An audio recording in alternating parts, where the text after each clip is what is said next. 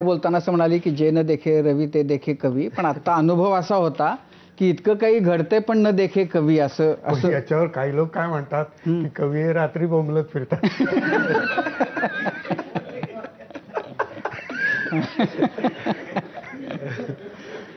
नाही तर ते म्हणजे जे घडतंय समोर, जे सर्वसामान्यांना दिसतंय पण ते कवींना दिसत नाहीये की काय, अशी स्थिती असताना संकर्षण तुझ्या कवितेनं एकदम महाराष्ट्रभर असं एकदम धुरळा उडवून दिलेला आहे.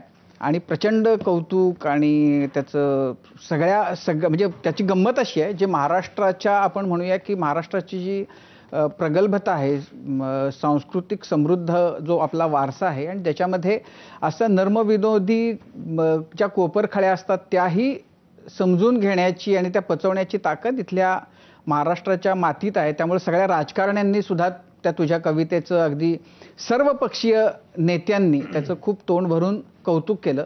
मला असं वाटतं की म्हणजे तो मला मोह आवरतच नाहीये. ती व्हिडिओ, तुझी क्लिप सगळ्या महाराष्ट्रानं ऑलमोस्ट बघितलेली आहे, पण तरीही एकदा ते आम्हाला ऐकवशील तर आनंद होईल. हो, आनंदाने आणि मग ऐकवीन. त्यानंतर आपण पुढे सरकूया. आनंदाने ऐकवीन.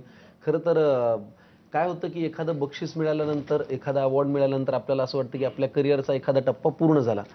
मला जेव्हा कळालं की आपल्याला माझा कट्ट्यावरती यायचंय, मला फार मनापासून हे पहिल्यांदा नमूद करावंसं वाटतं की आपल्या प्रत्येकाच्या आयुष्यामध्ये प्रवास करताना एक एक टप्पा महत्त्वाचा असतो. आज एक फार महत्त्वाचा टप्पा पूर्ण झाला, कारण फार मोठ्या मोठ्या लोकांना मी या कट्ट्यावरती येऊन गप्पा मारताना पाहिलंय. मला पंढरीच्या विठुराया या कवितेची सारखी फरमाईश होते. ती कविता मला या माझा कट्ट्यामुळे सुचलेली आहे, कारण इथे तुम्ही असेच बाबा महाराज सातारकरांशी संवाद साधत होतात आणि त्या संवादात त्यांनी जी उत्तर दिली त्याच्यामुळे मला ती कविता सुचली होती.